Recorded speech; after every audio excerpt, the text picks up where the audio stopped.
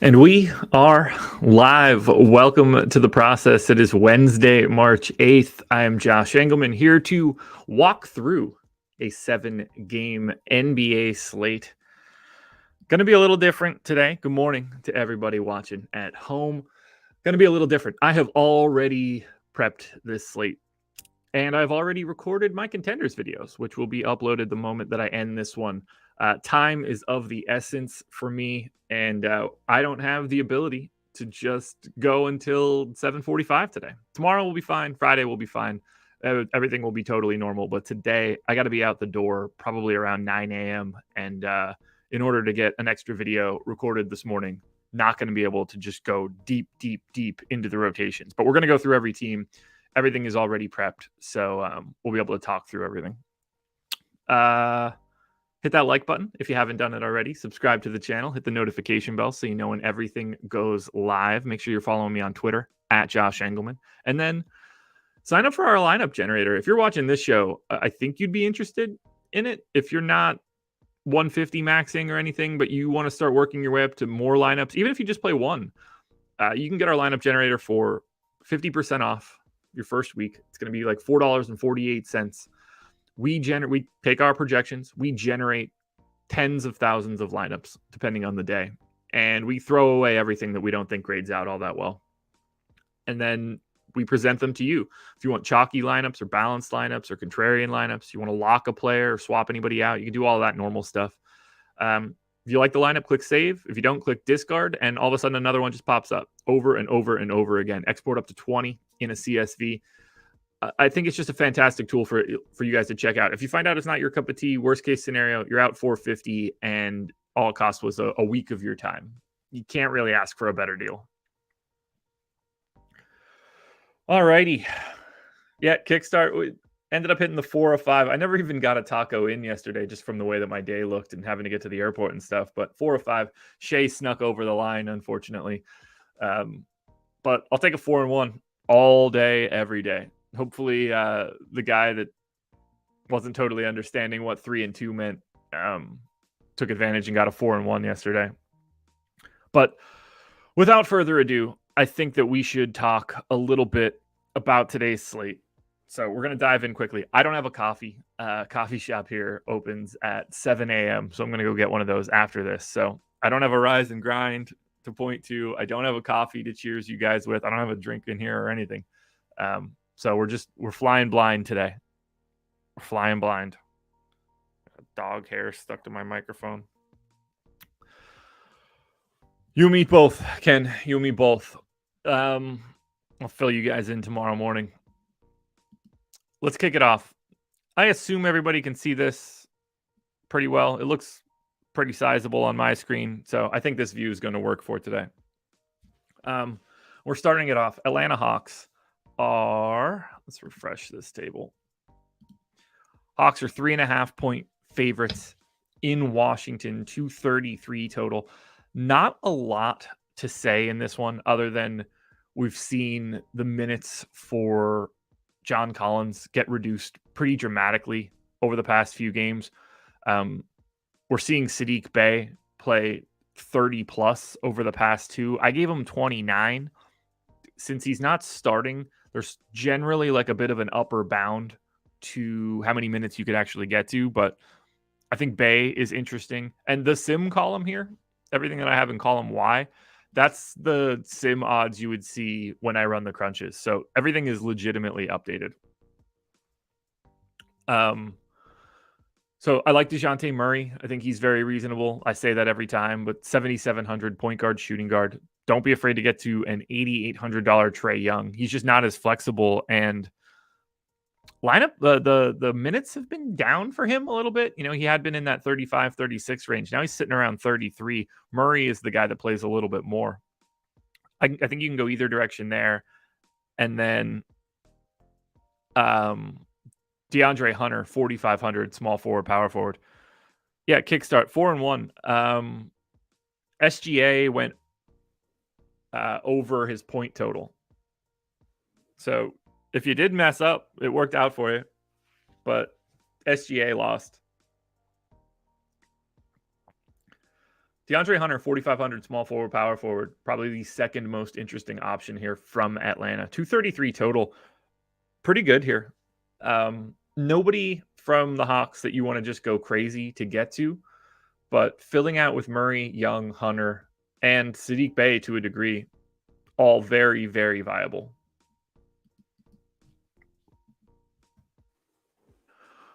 For the Wizards, assuming everybody is in, and I need to pull up that depth chart just to make sure. Assuming everybody is in today, Monty Morris is questionable, and I have him projected in. I like Kuzma the most. He probably, to me, looks most similar to DeJounte Murray on the opposite side. You get 7,500, small forward, power forward. He's a little over a fantasy point per minute. Just going to grade out really well. To me, he's the best option you can get to from the Wizards. Even with Beal playing 35, 36 minutes a night, same for Porzingis. Like, I don't mind getting to Beal or Porzingis. I think they're both very live against Atlanta. Atlanta's defense hasn't been great, and pace of this matchup should be pretty good. But Beal and Porzingis are just sort of like guys on this slate. Same sort of for Denny. I think Kuzma is like a half step ahead of these guys. The positionality helps a lot. And then just a better price tag, $600 cheaper than Beal, $1,400 cheaper than Porzingis. That's game one. Keep it moving here.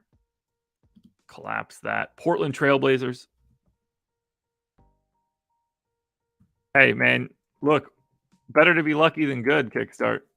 Take the dub. Take the dub.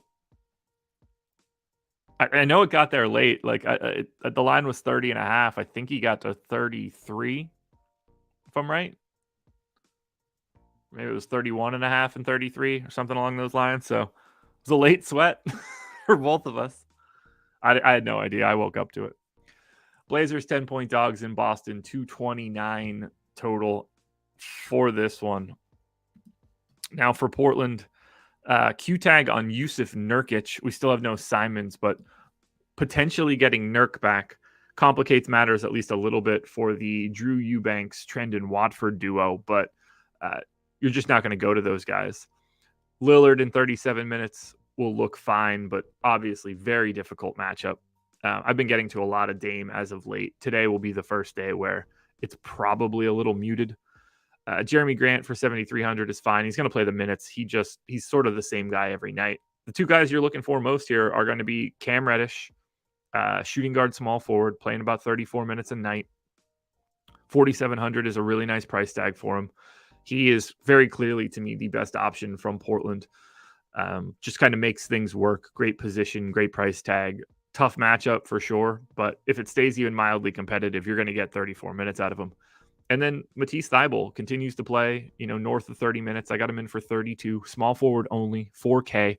He's not a good per minute guy at all, but that price tag just kind of works. And if you can grab a couple steals, even better. So I got Reddish in about 19% of lineups. I believe he was a top 5 play.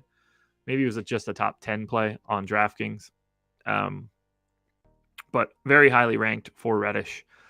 Thybulle and Lillard are kind of similar, just very different point totals, that's for sure. But I don't mind Thybulle as a value. But Cam Reddish is the best option that you can get to from Portland. If you can afford Dame, go for it. If this game stays competitive, you know why it happened. It's because Dame had to go crazy. Now on the Boston end, they got everybody but Time Lord. And I think Jaylen Brown and Jason Tatum both look pretty interesting here. The pace is great for Boston, and Portland's defense is putrid. So whether you want to go to, it's so much easier to want to go to a 10-3 Jason Tatum today than the 11 whatever Damian Lillard. Same for Jaylen Brown, 9,100. Little price is a little bit higher than it had been, but you get that shooting guard, small forward.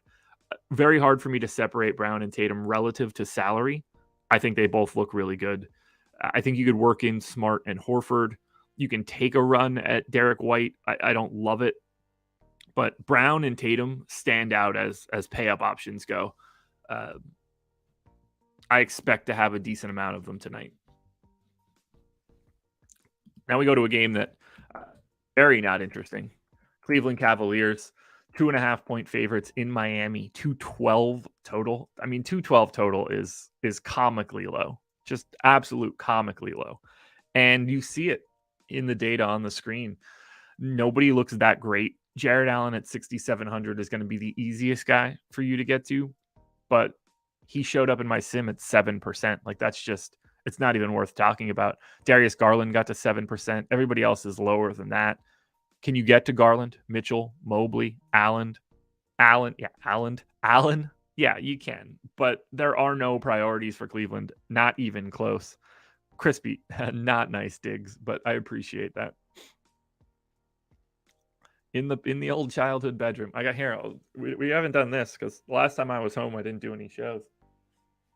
Here's my trophy. This is the 8 and 9-year-old hoop shoot champion, 1993. Won the free throw contest locally. Can't beat that.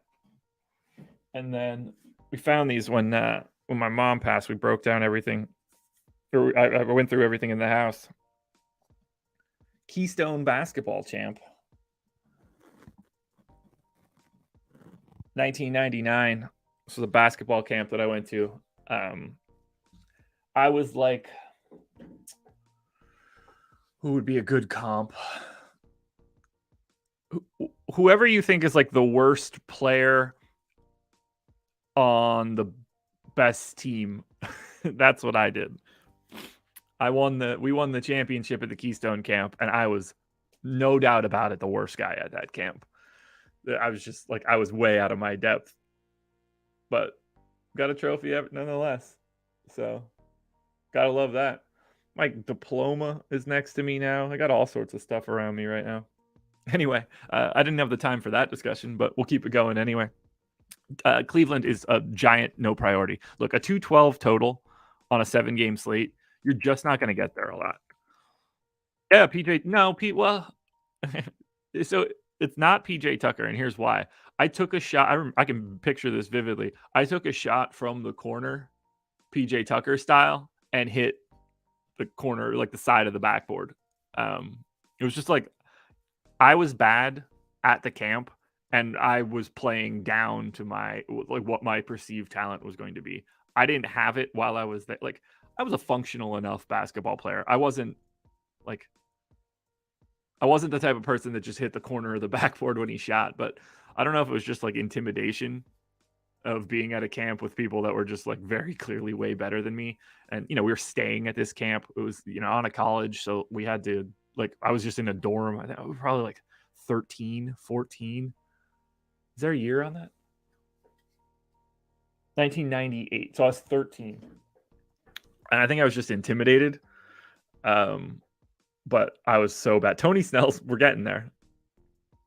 The hoop shoot was real. I won that one year, and then I got second another year. I could knock down some free throws. So we're done with Cleveland. We go to Miami. I got the job. Yeah, I still got the chip. It's whatever. I'm better off than Karl Malone. He didn't get a ring. And I haven't done any of the bad things that Karl Malone has done. He's a garbage human being. I didn't do that. I got the championship, and he didn't. And all he did was assault a child, like a disgusting human being. Miami Heat, if you're going anywhere, I like Bam. I was probably a little too heavy on Bam 2 nights ago. Didn't help me out. But in this case, like 12% optimal here. You get 9 on Hero, 4 on Butler. It's really, really difficult. It's really difficult to want to get to anything in this game. So stick to the stars. You're not going to get to any value or anything here. Don't have a lot of anything in this game. Then we go to Dallas. The Mavs are 2-point favorites in New Orleans, 230 total. We could talk a little bit more here. Reggie Bullock left yesterday's game early. I'm assuming he doesn't play. I also assume that Maxi Kleber isn't going to play this back-to-back. And that really opens things up on the Mavs. Like, clearly, if you want to play Kyrie or Luka, go for it. I don't think that either one of them grades out amazingly. Like, I think Luka and Dame look pretty similar for today. Probably prefer getting to Jason Tatum, all things considered. But we are opening up some additional minutes. I think Josh Green's going to have to play low 30s to mid 30s.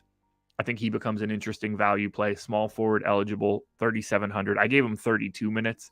I could see by the end of the day giving him, 34 to 36 once we get some more info. And then we got to talk about Christian Wood. I think that he's just going to have to play a little bit more than he normally does. I gave him 24 minutes, same as Dwight Powell. And Christian Wood, 24 minutes, center only, 4,900. He stands out and ranked very highly in the contenders videos. I got him at an optimal rate of 21%. He's just it's a 28% usage dude, ultra efficient offensively. Minutes are the problem, but he's like a 1.25 to 1.3 fantasy point per minute guy here against the Pels. Have to pay attention to that. And then there's Tim Hardaway, who I assume will start in place of Reggie Bullock. Shooting guard, small forward, 4,600. I gave him 32 minutes. He's a totally fine play. You might need more minutes for it to be like amazing, but certainly a reasonable guy to get to. He's just so bad on a per minute basis. And then starting alongside of Kyrie and Luka, he's just never going to get the ball. But I don't mind getting to him for value. But I think Christian Wood is the best play on Dallas, assuming he can get to 24 minutes. And if you think that he has to play more in this spot because of the bodies that are out, even better. But he can pay off 4,900 for sure. On the Pelican side, we got Joval back on Monday, and that dude played 32 minutes. Now, I didn't go that far. I gave him 29, but whether you want to go to Ingram, McCollum, Joval, Najee Marshall, I think all four of those guys are pretty interesting. Herb Jones and Trey Murphy aren't that bad either. I find the Pelicans to be incredibly interesting, but very similar. And you can see based on the optimal odds, for 8% to Herb Jones, 14% to Ingram, all those guys are crammed in that same sort of area. So you're probably just getting to like one Pelican per lineup. And you want to lean towards Ingram, McCollum, Joval, just because they're better raw point performers. But nothing wrong with rotating through and getting a Jones, a Murphy, a Marshall. Like we know who plays for these guys at this point. But paying attention to Joval is kind of crazy just because 6,900, if he's playing 29, 30 minutes, which I think that he's going to, like, I didn't want to go too far just because, I mean, maybe I should have just because of the fact that he played 32, but he's in a great spot, an absolutely great spot here against Dallas. It's a tough defensive matchup for Joval. Like, he's going to get cooked in a pick and roll scenario. And if they just put him in the pick and roll machine, like maybe you end up getting a bunch more Jackson Hayes. I don't think you could really project for that. But offensively, I mean, Dallas is not set up to deal with a Joval game. Should be really, really good on the glass too. I think we could be live for a big Joval. I think the error bars on Joval are huge. If Dallas's offense is cooking, it's cooking because Joval is getting just put in the mixer and just can't get himself out of it. And then they got to go to someone like Jackson Hayes who can guard on the perimeter and get out on a screen. If it's Joval just in drop coverage, though, he's going to be in deep, deep shit. But offensively, he might be able to just dominate. So interesting balance for Joval. Pay close attention to his ownership. Flip a coin between Ingram and McCollum. So I know we're moving through this pretty quickly, but I want to kind of be done in the next 10 minutes. Apologies for that, but today is just not that kind of day. So next up, we're going Bulls. They are 8.5-point dogs in Denver. It's a 229 total. And as you can see by what's on the screen, there's not a damn thing that looks good here for Chicago. The total's not great. The matchup against Denver is not great. The pricing for Chicago is not great. Highest optimal guy was Vooch, down to 7,900 now, but only showed up in the optimal 7.5% of the time. Like I prefer Joval in that scenario. Nobody more than 7%. Like there's not a single priority for Chicago. Most lineups you make probably won't have a bull. If you want Vooch or DeRozan or Levine, I don't think it's crazy. You kind of just figure like one of them's going to have a shot to go for like 45 or more fantasy points. Good luck. Like, first of all, you just got to get the first guy. Like, you got to get one of those three guys right. And then you got to hope that it even matters. It's just a lot of mediocre plays up and down the line for the Bulls. For Denver, though, a little bit different. $7,800 Jamal Murray is too cheap. That's a price tag that I think you should want to get to, especially here against Chicago. Jokic is 11.6.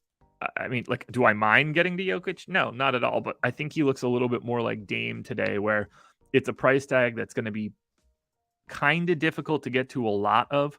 When this Denver team is at full strength, and whether Chanchar plays or not doesn't really change my discussion point for full strength.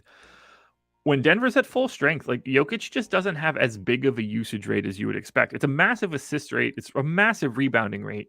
He's a 1.6 fantasy point per minute guy. I don't want to undermine it, but he's not the same as getting these 35, 36% usage guys like Luka and Dame. He makes up for it a little bit, but the scoring upside is just a hair lower, and it makes him look a little bit less interesting to me. I think KCP for 3,900 is very interesting, and I don't even have him projected all that well. I mean, 21.8 fantasy points in 32 minutes. It's like a 0.7 guy, but he's going to play like 32 minutes, and he's 3,900 at shooting guard. So from a point per dollar perspective, I think KCP is in a good spot against the Bulls. And then I continue to find Bruce Brown at least a little interesting. He plays upwards of 25, 26 minutes sometimes. I got him in for 24. Maybe that's too high. But a shooting guard, small forward, 3,800. He's a 0.85 guy. I mean, Bruce Brown's projection isn't all that different than KCP's projection in, 8 to 10 less minutes. But you also get that extra MPE that I think helps out a bit.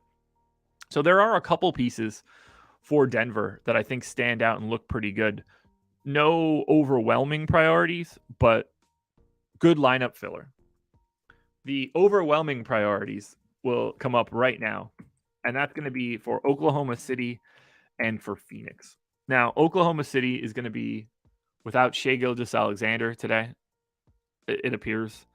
They're going to be without Jalen Williams, the wing, it appears. These guys are on a back-to-back, so we'll know a little bit more later today. But if that's the case, Aaron Wiggins is starting and playing 30 minutes. I believe that's what he got last night. Let me double check that quickly.